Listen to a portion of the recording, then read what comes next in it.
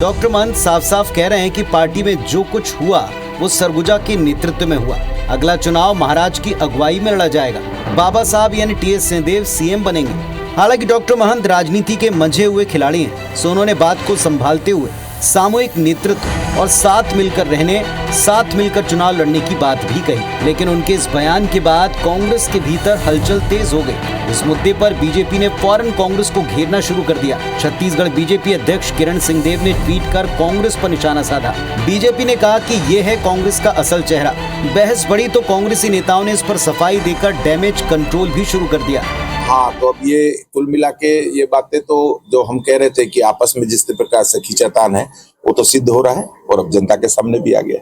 ये सारी चीज़ें हाई कमान के द्वारा तय होती है और हाई कमान का जैसा आदेश होता है वैसा हम लोग काम करते हैं। इस विषय में भी किस परिप्रेक्ष्य में और कहाँ किस तरह से उन्होंने क्या बात कही है, तो बिना उस बात को पूरी तरह जानकारी लिए बिना कोई प्रतिक्रिया देना उचित नहीं है।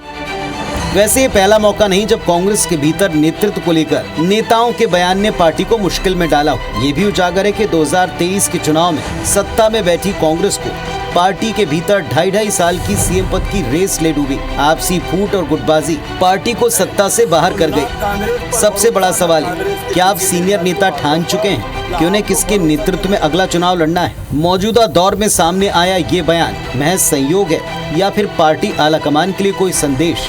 Bureau report, IBC 24।